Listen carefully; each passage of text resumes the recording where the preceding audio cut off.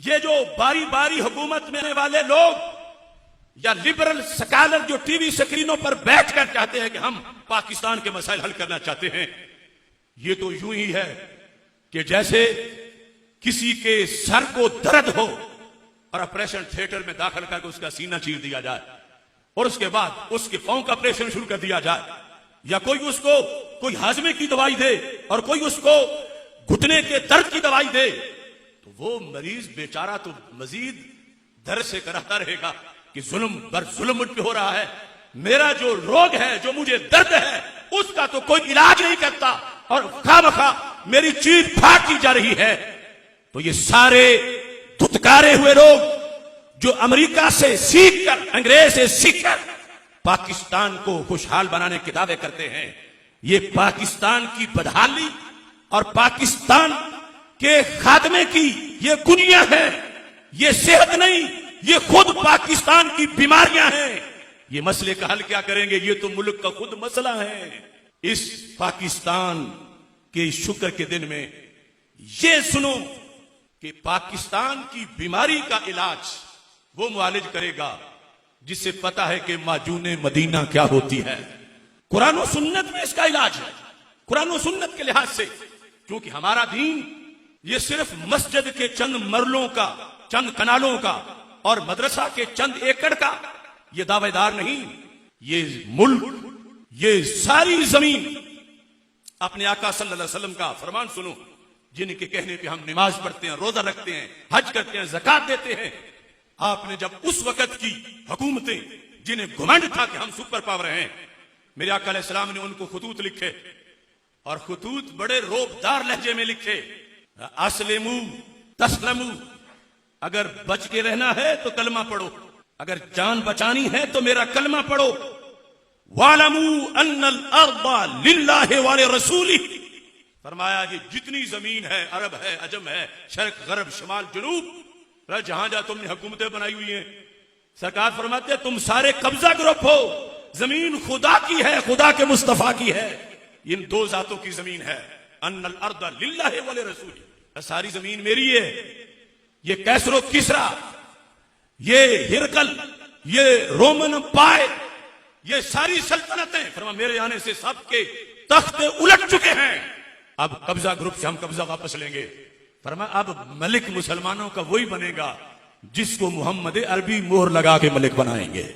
और हम सारी जमीन का लेते, अपने घर भी, अपने घर की हिफाजत भी मुश्किल हुई, जिहाद ना करने के वादे हुए, जिहाद की आयात कुरान और निसाब से निकालने की बातें होने लगी, जिहाद को दहशतगर्दी करार दिया जाने लगा।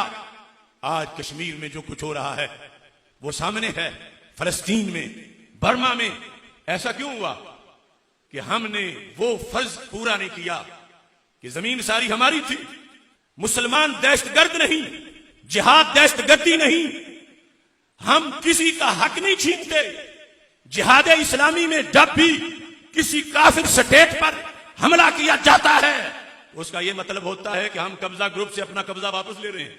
वो किरायादार बन के रह सकते हैं, वो मुजारे बन के रह सकते हैं, उनके बुतों की जमीन नहीं, हमारे रब की जमीन है और हमारे नबी अलैहिस्सलातु वस्सलाम की जमीन है। या कश्मीर में अगर हमारी फौज जाती है तो यह नहीं कि हम किसी दूसरे मुल्क में कोई मुदाखलत कर रहे हैं। कुरानी नुक्ता नजर से यह है कि हम तो अपनी रजिस्ट्री वाली जमीन ले रहे हैं, और वो सिर्फ कश्मीर नहीं, वो दिल्ली भी है। हमारे नाम की रजिस्ट्री व्हाइट हाउस की भी है, हमारे नाम की रजिस्ट्रेशन रूस, चाइना की सारी जमीन की है। हर मुल्क के मास के मुल्क के खुदाए मास, हर मुल्क हमारा मुल्क है, क्योंकि हमारे खुदा का मुल्क है, हमारे मुस्तफा अलैहि सलाम का मुल्क है। बुतों के पुजारी वो चप्पा कहीं से ढूंढे जो बुतों ने पैदा किया हो। और बिलखुसूस बर्रे सगीर की सरजमीन की रजिस्ट्री तो नाम ही खत्म नबूवत पे है, क्योंकि रूए जमीन पर सबसे पहले बर्रे सगीर की जमीन है, जहां अशहदु अल्ला इलाहा इल्लल्लाह और अशहदु अन्ना मुहम्मदर रसूलुल्लाह सल्लल्लाहु अलैहि वसल्लम की आवाज गूंजी।